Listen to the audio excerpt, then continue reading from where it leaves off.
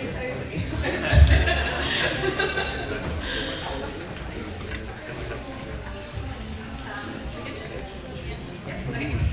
Hi everyone, thank you so much for joining us. I know there's a lot of competition for side events, and I think a band might be starting next door as well, so maybe we can go there afterwards. Good evening everyone. On behalf of EIA and Common Seas, I just want to welcome you to this side event, From Ambition to Action, Ending Plastic Pollution in All Environments.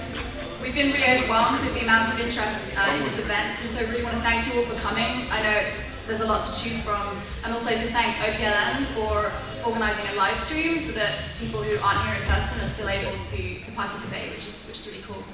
My name is Dixon. I'm from the Environmental Investigation Agency. I'm the leader of the Ocean Programme, and we're a non-profit organisation based in the UK. Part of our Ocean Programme's mission, we've been advocating for effective measures to curb the world's mounting plastic pollution problem for a number of years.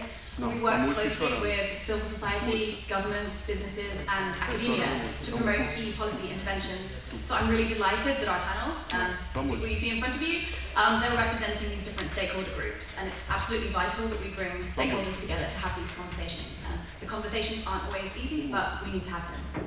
So why are we here? As many of you will have heard at the interactive dialogues and throughout the day, plastic pollution is one of the most pervasive sources of pollutions in our ocean.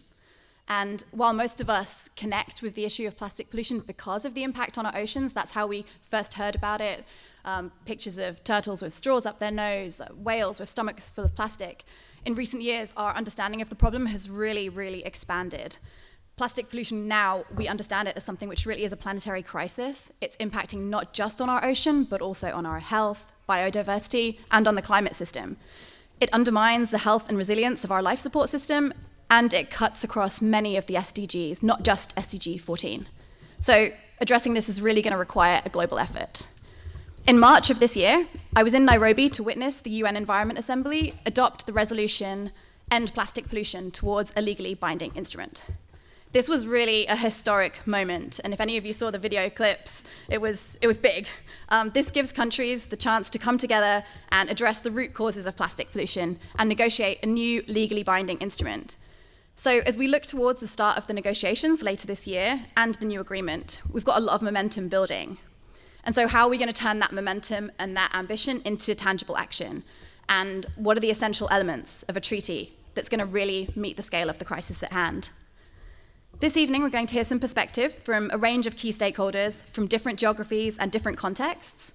We're going to cover things like the importance of addressing SDG 14, but also the intersection with other SDGs, the need for a safe and non-toxic circular economy for plastics, and the need for evidence-based decision-making. But maybe more importantly than any of that, how this can all be underscored by a collaborative global vision to end plastic pollution that intervenes at all stages of the plastic life cycle and in all environments. So we've had a bit of sort of panel juggling. So the European Commissioner for Environment and Oceans and Fisheries is on his way. So he's going to, if a gentleman pops up on stage, that's who that is. It's not a stage crasher. So look out for that. But then on the stage here with me, we've got Ambassador Gustavo Mesa Cuadra, who's the former Minister of Foreign Affairs from Peru, and he's also a candidate for the INC Bureau. The INC is the Intergovernmental Negotiating Committee, so the people who will be negotiating the new plastics treaty. We've also got Jo Royal. She's the founder and CEO of Common Seas. We've got Professor Richard Thompson, OBE. He's the director of the Marine Institute from the University of Plymouth. Ed Shepherd, he's the Senior Global Sustainability Manager for Circular Economy at Unilever. And we've got Rebecca Powell MP, who's the Minister for Nature Recovery and the Domestic Environment from the UK. Not on the stage is the Minister for Environment from the Republic of Rwanda.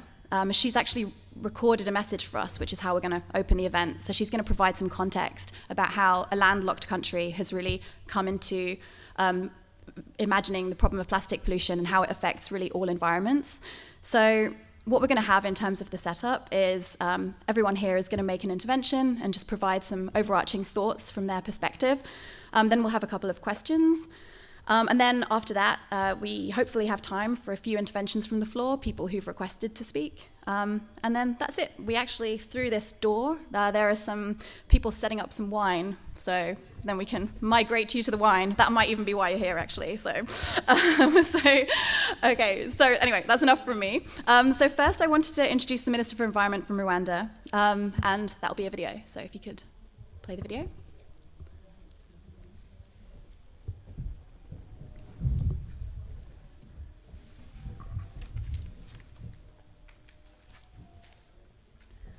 It always works perfectly in the practice. Hello and greetings from Kigali, Rwanda.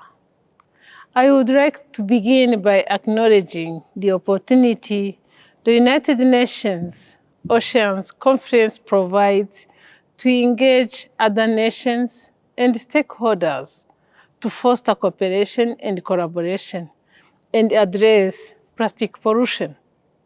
The United Nations Oceans Conference is about SDG 14 and achieving the agenda for sustainable development. But achieving SDG 14 and effectively tackling marine plastic pollution requires a global approach that addresses the full life cycle of plastics, not just in the marine environment. Understanding of the issue has expanded over the years, and while plastic in the oceans may be the visible face of the problem, the problems and their solutions exist from the point of plastic production to product design to waste management, and interventions are required at each stage as plastic material flows throughout the economy. The issue of plastics and plastic pollution is inherently linked to other SDGs, and each goal's success also depends on action in other areas. As a society, we have been producing ever more single-use and unnecessary plastics, and we are acting now in the context of the new treaty to achieve sustainable levels of production and consumption that would deliver the ambition of SDG 12, while also safeguarding our climate, biodiversity, and health for the future. Rwanda is a landlocked country that has experienced firsthand the impact of plastic pollution in the terrestrial environment. We have witnessed the toll it has taken on our natural environment as well as on our people. This is why we have taken ambitious action against plastic pollution. In 2008, Rwanda was the first country to ban single-use polyethylene plastic bags, and in 2019, passed a transformative law which began phasing out all single-use plastics. However, national action alone will be insufficient to meet the scale of the crisis at hand. Plastic, both as a product and as a pollutant, is transboundary. It flows through our economies and across borders, and there is an urgent need to coordinate actions across jurisdictions and sectors. For this reason, Rwanda joined Peru to co-author a draft resolution to UNEA 5.2, which successfully triggered the start of negotiations for an internationally legally binding instrument with an ambitious mandate that we must fulfill. We remain committed to lead on this issue, both within the African region as well as on the global stage, to secure an ambitious new plastics treaty that marks the beginning of the end of plastic pollution. We welcome the ongoing discussions in advance of the formal negotiations. We have no time to lose in improving our understanding of the issues, building networks for cooperation, and further defining the essential elements of a new plastics treaty. We look forward to upcoming negotiations, and though we have set an ambitious time frame, we firmly believe that with the political will, we can design an effective global response that changes the course of our planet and the legacy we leave to future generations. I wish you all the best for a successful conference.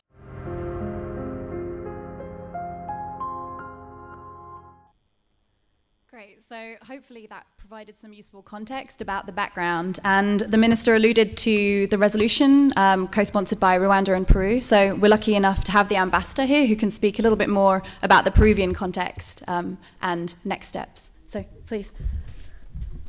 Thank you very much. Good evening. First of all, I will thank Common Seas, EIA, and the other co-organizers for this invitation and co-hosting this event.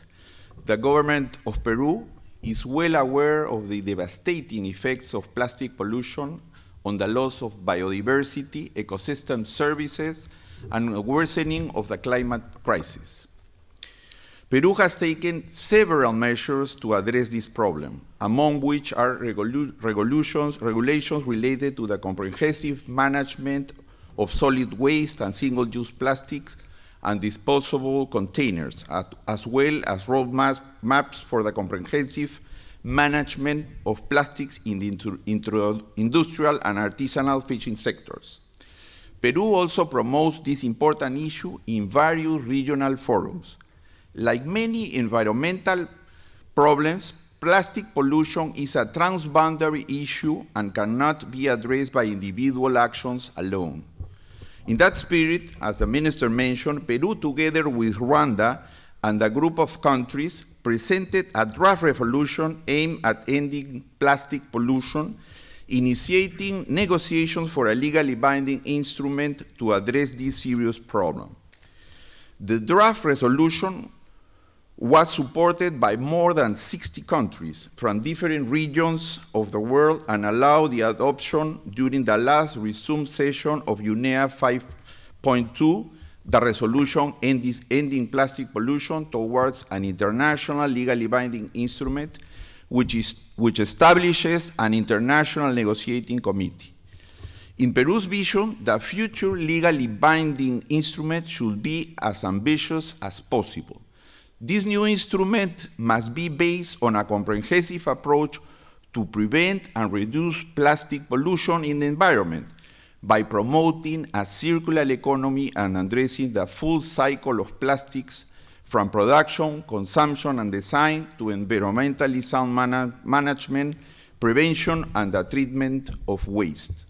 The future treaty must have a cross-cutting approach to the problem of plastics, which also has an impact on climate change, the loss of ecosystem services, and biodiversity. It must also take into account the need of small island countries, such as the elimination of existing plastic in the marine environment. It is also important to ensure a system that involves responsible and sustainable production of plastics, as well as making the general population aware of responsible consumption, taking into account the environmental, social, and economic impacts of this issue. Plastic pollution impacts disproportionately developing countries and socio-economically challenged communities working in informal and cooperative settings. That is why we need a strong treaty with ambitious goals, but equally ambitious means of implementation, that considers the needs of developing countries. The treaty will need a robust institutional framework, in particular through a financial mechanism dedicated specifically to the instrument, in the style of the existing mechanism in the Protocol of Montreal, which will allow unstable and predictable financing. Likewise, it is important that the future instrument take into account the experience of the conventions on chemical substances and hazardous waste, Basel, Rotterdam, and Stockholm, and Minamata, both in the negotiation process and in the preparation of the text, to complement them and not to replace or duplicate. On the contrary, create the necessary synergies to achieve the goal that we all hope for. However, Peru is aware that the future instrument must cover aspects to go far beyond the provisions of any existing agreement. Peru also believes that the international community must listen to different perspectives in order to achieve a truly ambitious treaty. All relevant stakeholders must be heard and must join forces to find concrete measures to reduce the production of virgin plastic, establish measures to eliminate single-use plastic, as well as the use of certain substances harmful to human health and the environment, encourage recycling, and ensure the safe and proper disposal of existing plastics, especially in the marine environment. The shared goals of the future instrument, as well as the development of national action plans, must be strongly informed by science. It is crucial that science and its new developments support and guide up in the process. Likewise, we will support that the future treaty promotes transparency through the supply chain regarding the type of plastics as well as other chemicals and additives that are used. The new treaty must also have a human rights approach to truly achieve its goals. We need to understand that plastic pollution has a considerable impact on a wide range of human rights, including the right to life, health, science, housing, and a healthy environment. In this sense, Peru considers it important to have an open, inclusive, and transparent negotiation that allows the participation of civil society, the private sector, academia, governments, consumers, and the scientific community. Only in this way we will fully comply with this enormous responsibility in favor of humanity and the planet. Thank you very much.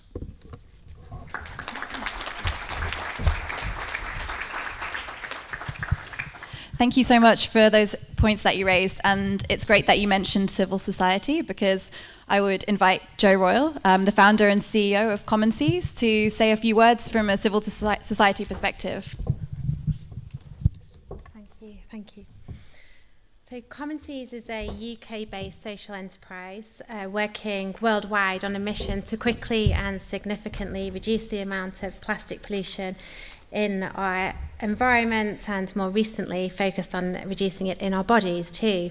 We've got teams in Indonesia, in Maldives, Greece, and the UK who are all working to drive government policy, demonstrate circular economy, and catalyse a cultural shift in the way that we make, use, and dispose of plastics. Common Seas are a strong advocate for a meaningful and robust global treaty on plastic pollution, and the treaty, we feel, should commit to eliminate the harm plastic pollution causes to all life. And this has recently been driven home to us at Common Seas as we discovered plastic particles swimming in our blood. There's no time to waste, and a robust treaty must drive early action, and to do this, all members should set baselines, announce targets, and report on progress. So let's look at where we are today. As you highlighted earlier, we had a celebratory moment when we heard that 175 countries had agreed an ambitious negotiating mandate. Yet still, commitments today will only reduce plastic pollution by 7%. and 30% of the most polluting countries have no effective policy. And learning this is what's driven Common Seas to develop the plastic drawdown, which is now a peer-reviewed rapid assessment tool that helps countries to set baselines, design policy, and take action to reduce plastic pollution. During our role as technical advisor to the UK government, we gained insight from 24 Commonwealth Clean Ocean Alliance governments, which we use to develop plastic drawdown. And so far, we've delivered the tool in the UK, in Greece, in Indonesia, and in Maldives. And in each case, plastic drawdown has helped decision makers to acquire the knowledge and the evidence that they needed to act on plastic. So plastic drawdown, what does it provide? Well, it provides baseline data on the types, the quantities, the source of plastic waste, and what leaks into the ocean and what's driving that leakage. And it estimates how this will change over the period of the next 10 years. It visualizes and it analyzes the impact of 18 different policies and takes into consideration the enabling factors of the various countries in which we work. And it provides a framework and support to convene the disparate members of the circular network, so from civil society, from national government, local government, private sector, and to develop a national roadmap. And then it also allows re-reporting over the years so that we can celebrate progress. In the Maldives, the president said that plastic drawdown gave the government the evidence and the confidence required to set ambitious plastic phase-out, which actually has the potential to reduce ocean plastic in the Maldives by 85%. And today, we're delighted to be signing an MOU with the Maldives to continue our work together. So Common Seas has funded the R&D, we've tested our approach, we've proven concept, we've secured some match funding. So now we feel that we're in the right place to announce a bold vision to deliver a plastic drawdown with 10 countries that need it most within the next 3 years. And we hope to support these countries to become a lighthouse, to become exemplar members of the global treaty, and to pioneer and contribute to the treaty that we need to end plastic pollution. So thank you very much. Thanks, Jo. Really interesting work that Common Seas are doing, and I'm sure people will have some questions for you as well afterwards. So, next up, we're going to hear from Professor Richard Thompson, who has been one of the scientists involved with developing a scientist's declaration, which was published in advance of UNEA 5.2, which provided some perspectives from the scientific community. So it's great to have you here. So, yeah. Well, thank you very much. I'm Richard Thompson. I'm a marine biologist. I'm based at the University of Plymouth in the UK. I'm absolutely delighted to be here, well, not just in Lisbon, of course, it's always lovely to visit Lisbon, but here at this particular time and place, in this kind of, well, pivotal moment with the treaty. But actually, what I would probably do is caveat that by saying pivotal opportunity with the treaty. It's an opportunity for ours to take, but it's also an opportunity, if we don't work carefully and work together, for an opportunity for us to lose. Where do I fit in? I guess I've been working on this topic for a long time. It's nearly 20 years ago that we published the first paper describing the long-term accumulation of microplastics in the ocean. I went on to work extensively on harm of those very small bits, but also on the larger pieces. And even though I'm a marine biologist, I realized pretty early on that I had to crawl out onto the land to do anything towards solutions. Because as the Environment Minister from Rwanda alluded, the problem in the ocean, that's not the problem, that's a symptom of the problem, and we can only really tackle it by working at source and working on land. If I reflect briefly on those 20 years or so, I think we've been through a couple of step changes before, none quite as sharp as this particular step change, and that's what makes this change, potential change, so important.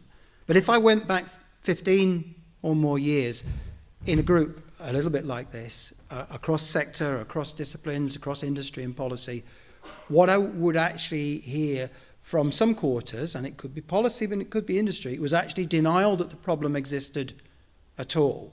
I can picture in an early meeting around the MSFD framework, a representative from one government, go nameless, saying, well, they weren't going to do anything in their particular member state until us scientists have got off our whatevers and showed that this particular issue of plastic pollution was harmful to humans. In essence, that the problem in the oceans didn't matter to them at all. We've seen similar denial by some sectors of the industry, and I'm careful what I say because we've got an industry speaker that's been at the table and at the meetings in a very positive way for quite a long time. But we've seen that denial and we've moved through that. I'd argue it's largely been because of the evidence. We've also been through a phase where we've had kind of agreement that there was a problem, but it was always somebody else that was the cause of the problem. It was a stakeholder or part of the value chain that wasn't in the room that was fundamentally responsible for it. It was the naughty public demanding a certain type of plastic that was challenging to recycle. Or it was the naughty public that were dropping litter everywhere. Or whichever aspect it was some entity that wasn't in the room that was the problem. Where I think we arrived to a few years ago is actually a consensus and agreement that there is a problem, and actually that problem, we have a collective responsibility to solve it. And that's a really, really good place to be in. I think what I'd like to say from my perspective as an academic, as an evidence provider, is I think it's robust, accurate, reliable evidence that's brought us to that particular point, that's helped to guide us along the way. And I think that the importance of that evidence is even more so as we're going forward. We've seen changes as well, that, as I say, the ocean, the stuff in the ocean is a symptom. I think we've seen a realization that the problem, the underlying problem, comes from a business model from the 1950s of this linear use of fossil oil and gas through short-lived applications in plastic to incredibly persistent waste. And that business model might have worked at a time when we made 5 million tons of plastic globally, but it clearly doesn't work today when we're making in excess of 360 million tons of plastic globally. So there's been a growing realization of the problem and what we need to do about it. I'm absolutely delighted we're here. It's an incredible ambition that we see with the treaty. Absolutely it needs global action. Plastics do not see national boundaries. They do not recognize them. It's absolutely essential that we work across the whole life cycle for the reasons that I alluded to earlier, where it was always just part of the life cycle that was responsible for it. We've got to work across the whole cycle. I think it's been described as a wicked problem of plastics in the environment, and I think it is, because we use plastics in so many different forms and manifestations, and there I absolutely want to underscore that plastics are not the enemy. Plastics have the potential to reduce our footprint on the planet. It's the way that we've used them that's been a problem.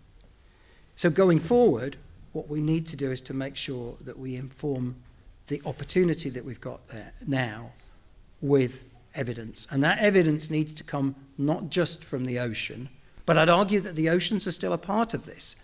But we also need, as well as environmental science, we need social science, material science, evidence about the efficacy of policies, evidence about the efficacy of legal implements, evidence around how to communicate with the wider public.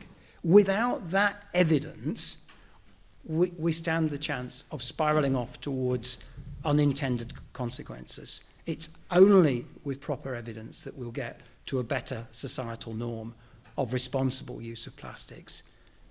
Increasingly in my lab, I find I'm not counting plastics in the ocean like I used to do. I'm testing things called solutions to see actually whether they work or not at all. And I'd argue that many of them are far from effective. Without the evidence to inform us about the directions and the solutions, regrettably, I think we'll fail. So there's a golden opportunity here. It's here for us to win, but it's also here for us to lose. And I think we need a formal mechanism to make sure that scientific evidence underpins the treaty. Thank you.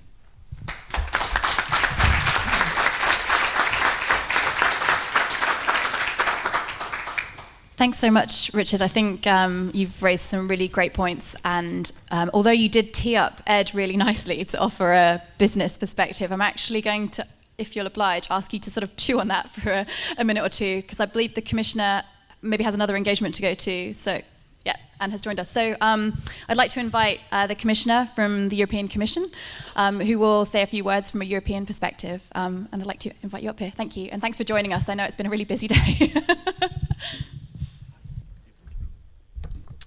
Thank you very much, dear distinguished guests, dear colleagues. It's, of course, my privilege and pleasure to be with you. I think our presence here at this conference comes with considerable responsibility, and I'm sure we are mindful of pollution crisis and its threat to biodiversity on land and, of course, at the sea. And we are all aware of the limited window of opportunity. So the adoption of the milestone resolution at UNEA 5 to launch negotiations for a global agreement on plastics and conclude before the end of 2024 underscores this pressure to deliver. And the EU stands ready to contribute to a successful outcome, but we recognize the scale of the task. From our perspective, it's clear that we cannot tackle plastic pollution without measures for the entire plastic cycle, for the entire life cycle of plastic. And we need to look at sources, of course, on land and at the sea, and we can't end plastic pollution through recycling or better waste management alone. That's naive thinking that we can somehow recycle our way out of it. It's really time for, first of all, preventive measures and a new approach to design, production, and consumption. This is a central principle of the circular economy. In the EU, we have introduced legislation that supports this vision, phasing out certain single-use plastic products, introducing minimum requirements for plastic packaging, and improving our systems for extended producers' responsibility. But this is a global fight. And plastics follow global supply chains, and so does plastic waste. So we need a coordinated approach to a wide variety of instruments and initiatives, and coordinating the management of freshwater oceans and seas is vital for a well-functioning hydrological cycle. Integrated water resources management at national and transboundary levels has very positive effects on sustainable fresh water management and use. It also prevents marine and coastal pollution, protecting biodiversity. Regional seas convention, they can play an important role here through tailor-made monitoring, for example, or by assessing the effectiveness of measures. We also see considerable potential in the recent changes to the Basel Convention and the improved control transboundary movements of plastic waste. For the EU, the best approach is, of course, to continue using the existing mechanisms before strengthening them to support the objectives of the new global instrument. But we will need a major changes. Ending plastic pollutions means, of course, first of all, not recycling, but actually addressing design, production, and use. And it means phasing out hazardous substances and favoring monopolymer products that are easy to collect and dismantle, and changes are needed at the global scale. And that's why mandate of the UNEA resolution is so important, because it opens the way to a new international instrument that fits convention and the International Maritime Organization, and that way we avoid any possible distractions, and then we, of course, at the end of the day, enforce what we already have. So it's our first opportunity to take truly holistic approach, and of course, there is never a better time than now to start it. Thank you very much.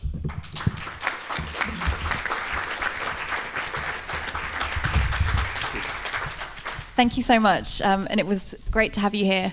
Thank you. So speaking of production, design, and use, I'd like to introduce Ed Shepherd from Unilever to provide some perspectives on the business and industry dynamics. Thanks, Chris. Evening, everyone, and thanks to EIA and Common Seas for inviting me to give a business perspective on the treaty. So Unilever is a global consumer goods company, and we use a lot of plastic within our packaging, around 700,000 tonnes a year.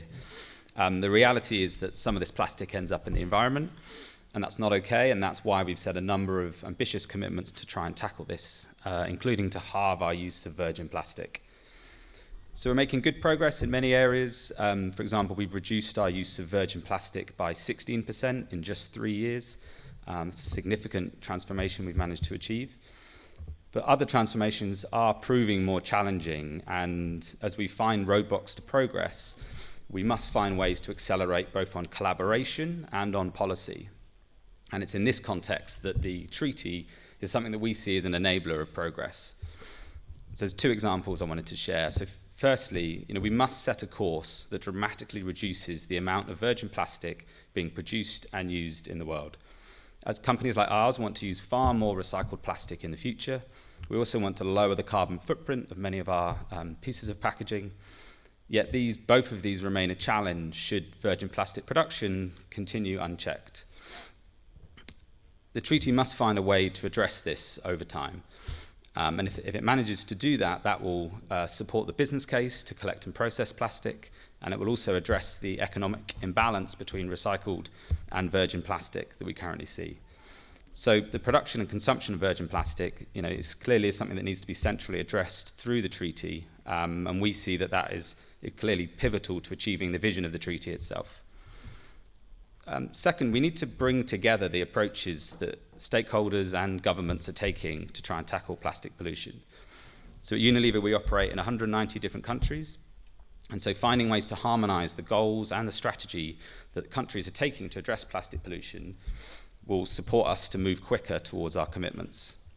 Business responds well to consistency and increased certainty, so setting clear targets that we as business can respond to and work towards, and also harmonising the strategy that countries are taking to deliver on those targets will help us move a lot quicker.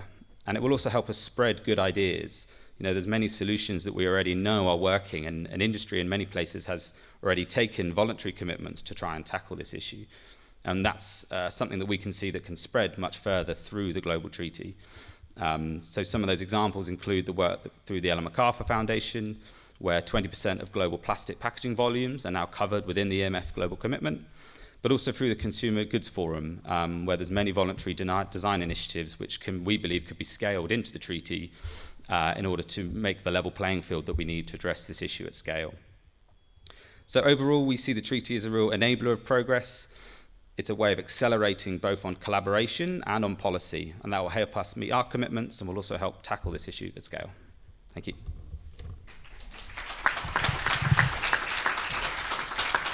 Thanks a lot, Ed. So last and by no means least, and thank you for your patience, Minister, I'd like to invite Rebecca Powell MP, who's the Minister for Nature Recovery and Domestic Environment from the UK.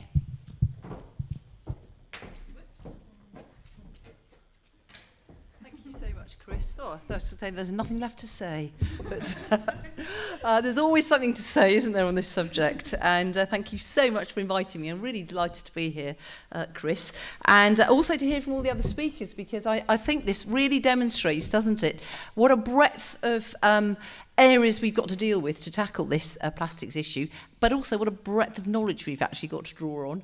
In fact, I'm going to point out our gentleman from Plymouth University, to start with Richard, and how much we rely on people like scientists to get us to a lot of the positions we need to be in. When I first went to Parliament in the UK, was what we call on the back benches, and I got involved in a lot of environmental issues, and one of the things I campaigned on as a campaigner, like lots of the people here, was to get microbeads and microplastics in wash-on cosmetic and care products banned. And I think some of the research was done at your university, wasn't it, Richard?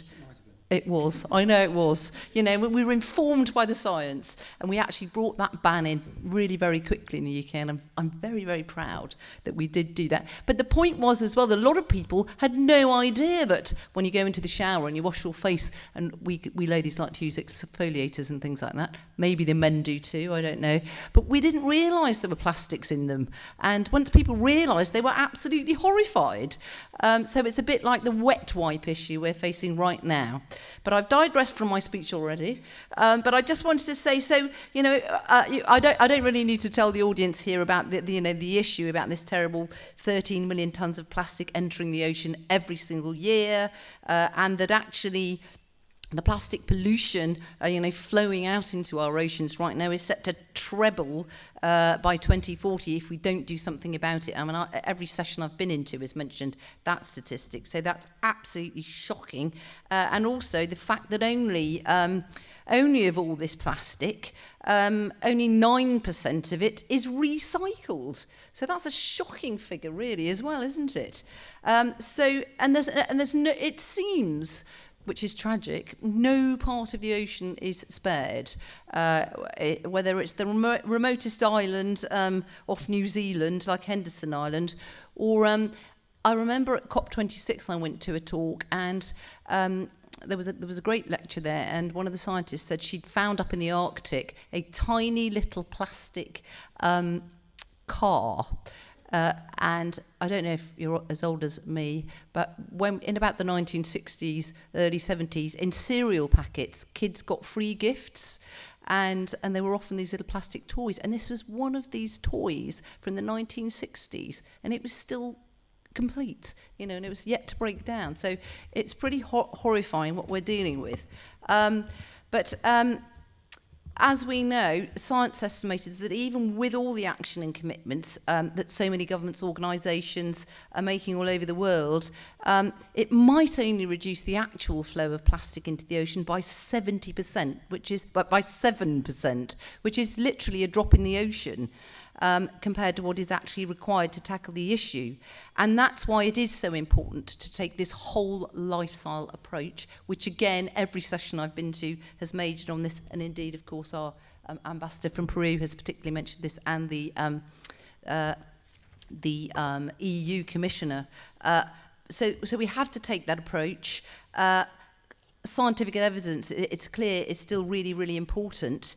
And I think, again, Richard was right there when he said we did have deniers, didn't we? We had plastics deniers for a long time, but then we had climate change deniers for a long time too. But I think we're agreed that we've got the realisation there now that we've got to do something about it, and that was recognised through this fantastic decision that we have to have a treaty to guide us and to really set the parameters. And I think it's what Ed really alluded to, in that from my point of view, what I've learnt in government now as the Environment Minister, bringing through our what we like to think is a world-leading Environment Act in the UK. You can do all sorts of voluntary things, like we tried to voluntarily get rid of carrier bags, but it was really only when we set it in policy that it really made the difference. Which, you think these things would happen, but it's the drive a business often needs, isn't it, to invest, to do the research, the innovation, and that's so clear in that's the direction we need to go in. But this will all require huge levels of cooperation between not just countries, but industry, civil society, academia. No person really will be left out of this. And that's why this legally binding treaty as well is so important to really drive the action that we need. And we need, obviously, actions nationally. And I've mentioned our Environment Act in the UK that we've just brought through, and we've got a raft of, and that's through our Environment Act, we're actually setting legally binding targets to, for example, reduce waste, whole areas in the waste spectrum, and recycling, but also in lots of our other areas to have biodiversity targets, clean water targets, and clean air targets. And we think that will drive this new sustainable world that we need. And we've also introduced in the UK some other schemes legally now, one of which is extended producer responsibility, which again I know that they're doing in the EU as well. And this puts the onus, and we're tackling packaging first, because that's the biggest littered item. There's a huge knock-on effect, obviously, to what you find in oceans. And the onus there goes on the manufacturer, and the manufacturer will be responsible for his product and the whole life cycle of it, and he'll have to factor in, or she, where that's going to end up, how it's going to be used, how it could be reused, how long it might last. And of course, they'll think twice about what they put into it, because they'll have to be responsible for the cost of where it ends up. you know, and the idea is that it shouldn't end up in the sea. So we've got lots of policies like that we can all, I believe, learn from, and then set out this, hopefully through this vision in the treaty, how we can help everybody take the right actions. And it will be essential for the Intergovernmental Negotiating Committee process to fully engage with all of the stakeholders right across the spectrum, as I've just mentioned before. And that's why actually in the UK we're really, really proud that we are going to be partnering with the Oceans Plastic Leadership Network to host the UK treaty dialogues, so that in the UK we can set up our own team, as it were, get all these stakeholders, multiple stakeholders together to really thrash out what is the UK's thoughts on this, you know, using and being informed by what we're already doing in our own country, and putting that forward into this dialogue. And I know they're doing this in lots of other places, aren't they, around the world, so that we can really, as I say, get to the nitty-gritty of all this, really, about how this could possibly work and what we need. So I think I'll leave it there. Thank you so much for inviting me to speak. Absolutely fascinating to be here with all of these people with so much knowledge, who I'm sure are all going to get their heads together so we can crack this.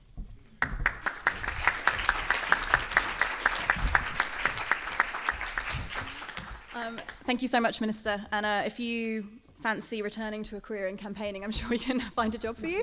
You did a great job bringing us home. As maybe predicted, we're sort of like running a little bit tight on time, but I do have some follow-up questions for the panel here, but they might need to be sort of fairly rapid fire, but hopefully you've had some time to gather your thoughts. So I was just going to kick off with the Ambassador. So I mentioned that you were an INC Bureau candidate. What does that mean, and what are you hoping to bring from Peru to that position?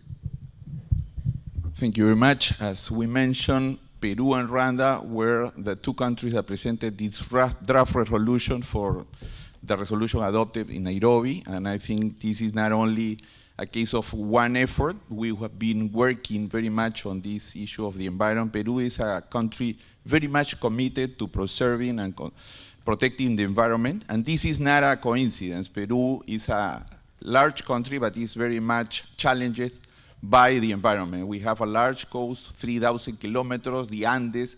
We have lost part of our glaciers, and we have the Amazon that is in risk because of the illegal mining and also agriculture. So environment is in our DNA, and we already committed, we also already demonstrated our work in the environment, particularly for the COP20. Do you remember?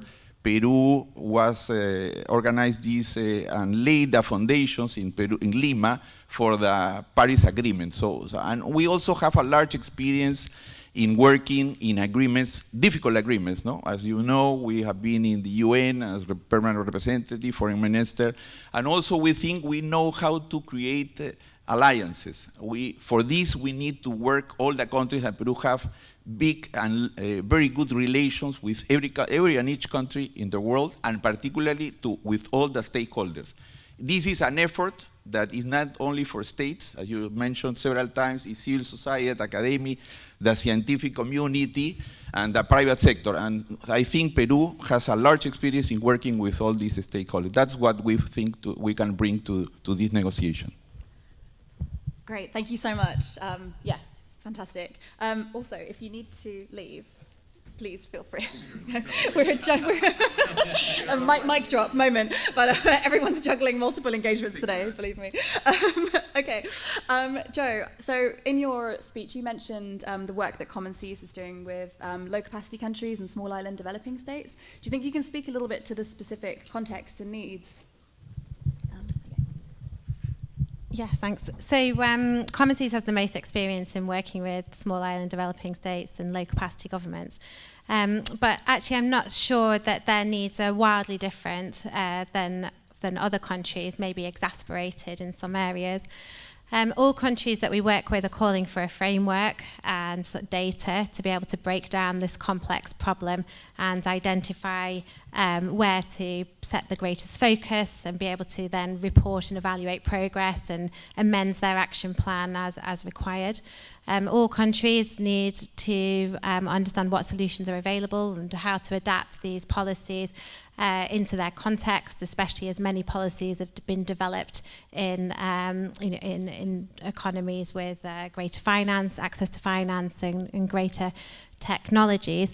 And all of us need to, as Richard alluded, need to understand the available solutions, policies and systems and materials, and make sure that we're not using one, solving one problem and starting another.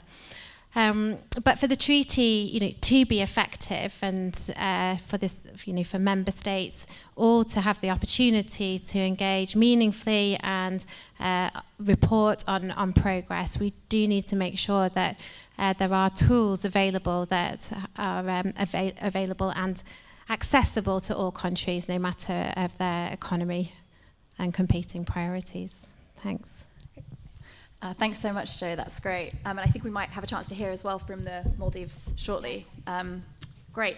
So, Richard, I think you mentioned a lot of really great points, and it's actually quite hard to kind of to zero in on anything in particular. But I guess I'm curious to ask, do you think that we have all of the evidence that we need now to reliably guide the treaty?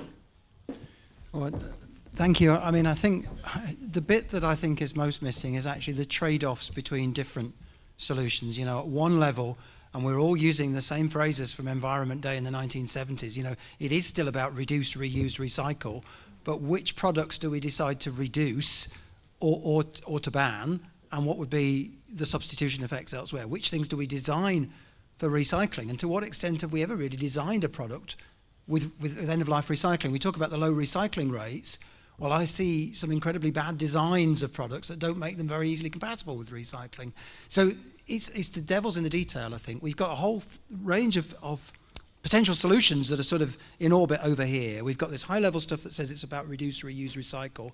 But how do we decide which product to design in which way? And also, I would say, in which particular context? Because, it's all very well talking about recycling, and absolutely it's not the whole answer to it.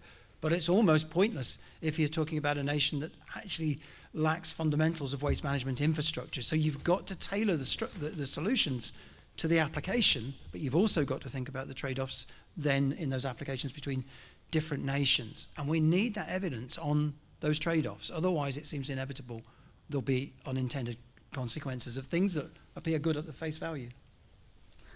Yeah, really, really important points. Thanks, Richard. So just moving on to Ed, sorry that we're racing through you.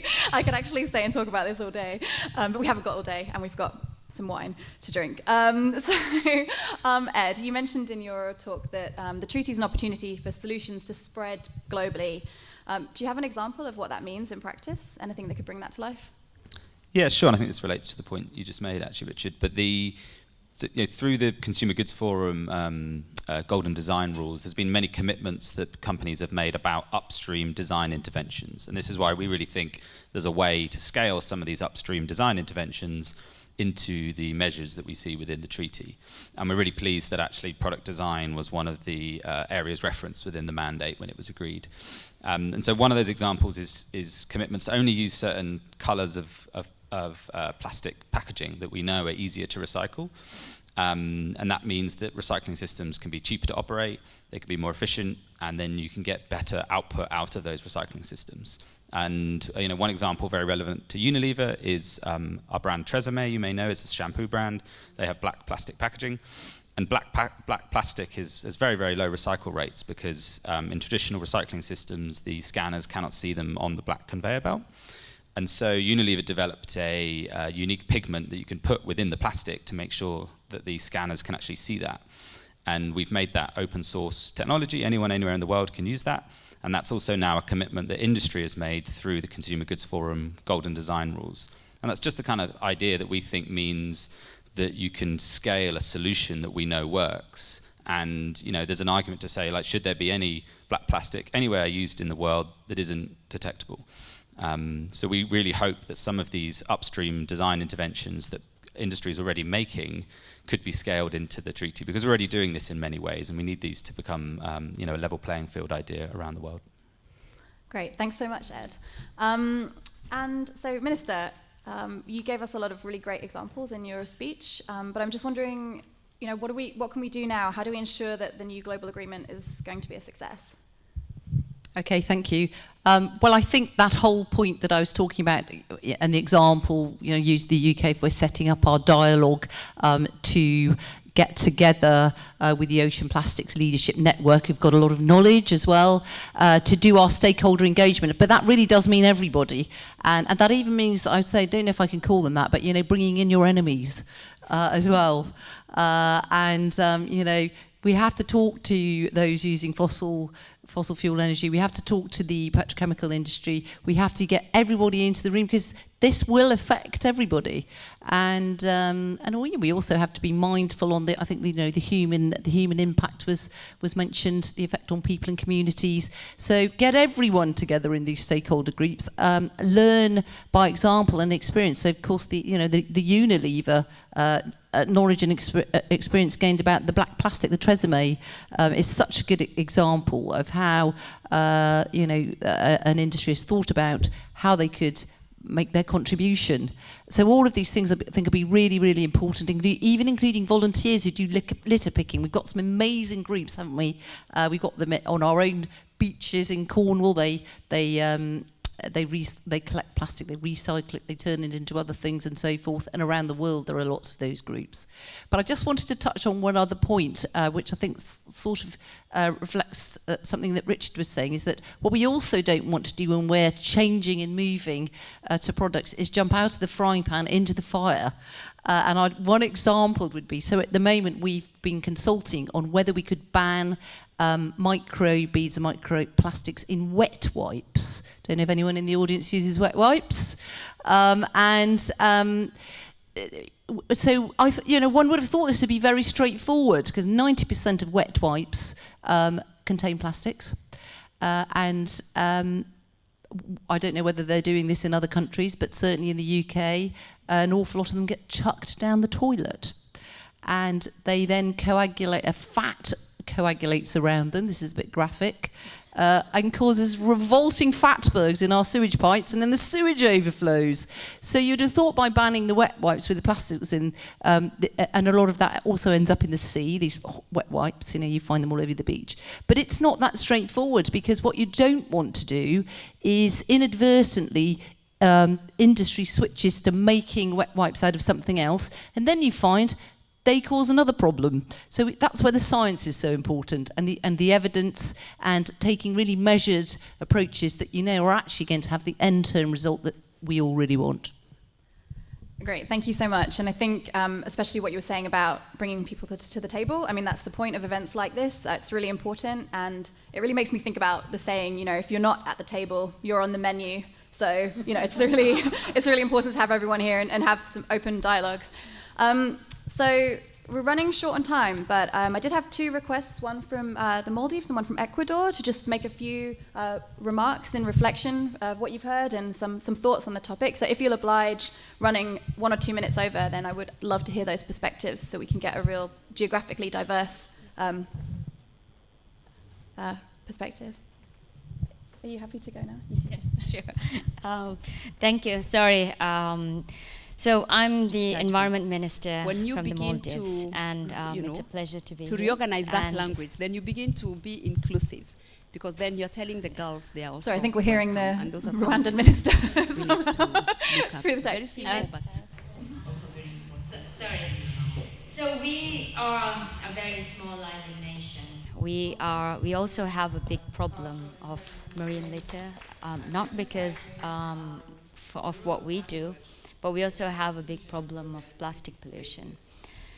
We depend so much on tourism and fisheries. That's why addressing the issue of plastic pollution and marine litter is essential to our survival.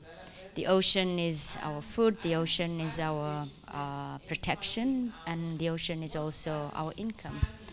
So in 2018, we met Joe, Common Seas, and we worked with Common Seas and used the plastic drawdown tool to help us understand how big the problem is for us. And we found out that if we were not going to address the issue of plastics, single-use plastics in the Maldives, that means 45% of this would end up in our oceans. So annually we produce about 20 tons of waste, plastic waste in the Maldives. And we are able to recycle just about 5% of that plastic. And we don't recycle it in the Maldives. So what happens to the 95%? Either ends up in the landfill, or we burn it, or it ends up in the ocean. So we realized that this is not the way to go. This, as a country that is also battling with the impacts of climate change, we also, because we depend so much on fisheries and tourism, phasing out single-use plastics was the way to go. So that's what we did. We are now implementing the plastic phase-out policy, and we have identified 13 most commonly found plastics from the study that we did with Common Seas. It's been phased out by 2023.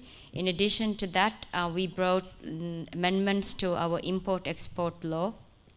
These cannot be imported into the Maldives, and we have also now started to implement production ban of plastics in the Maldives as well.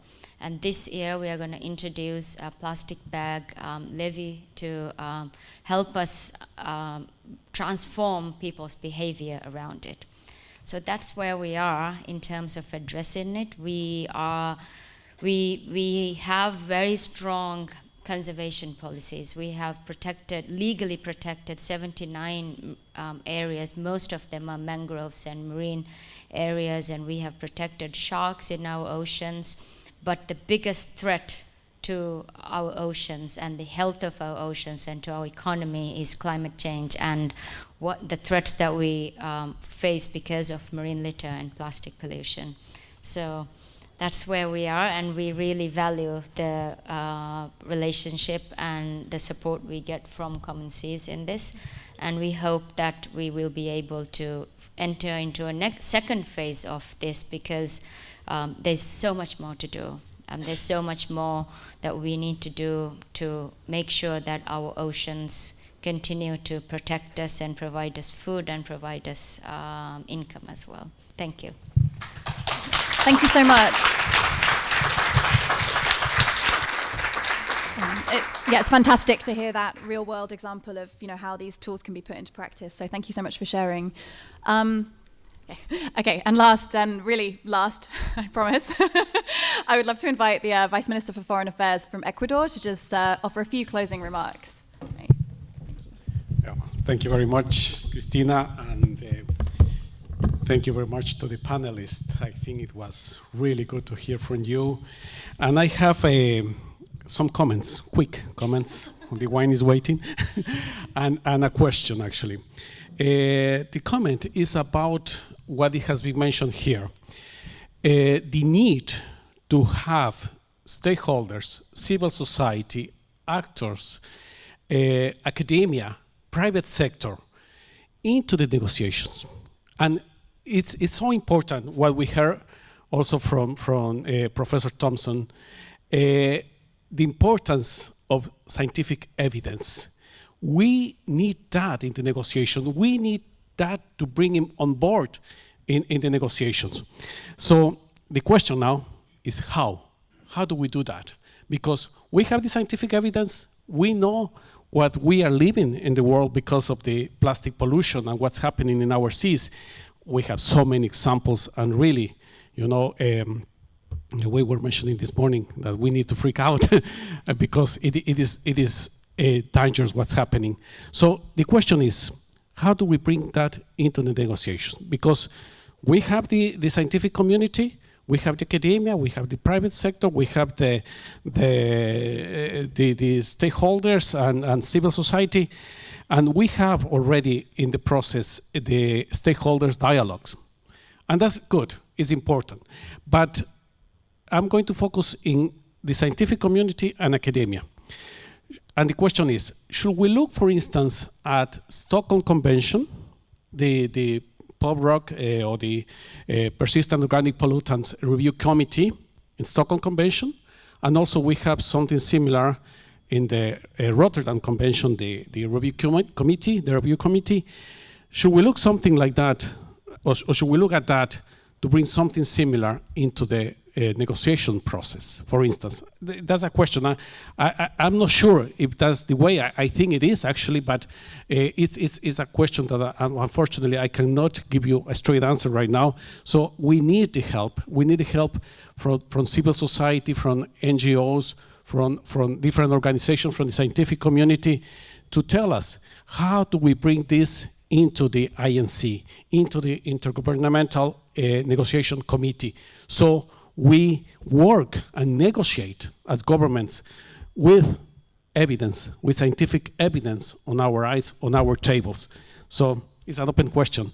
And thank you very much, Christina, for this event. Such a good event. Thank you very much.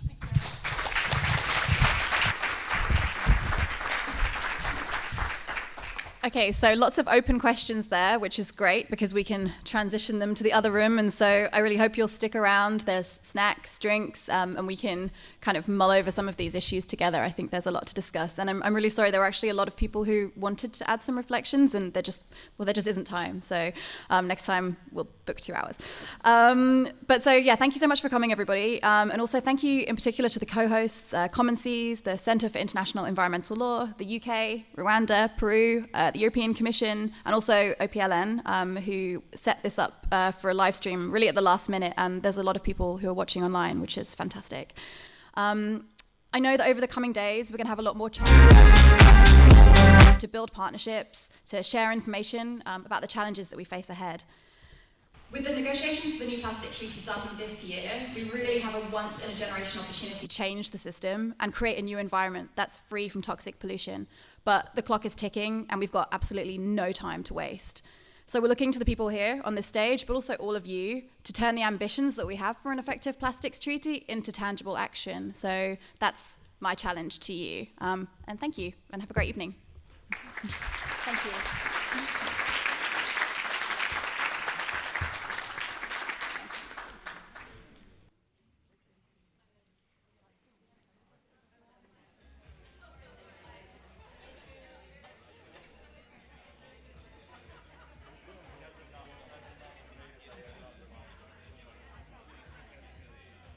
Pode fechar? Pode fechar aqui?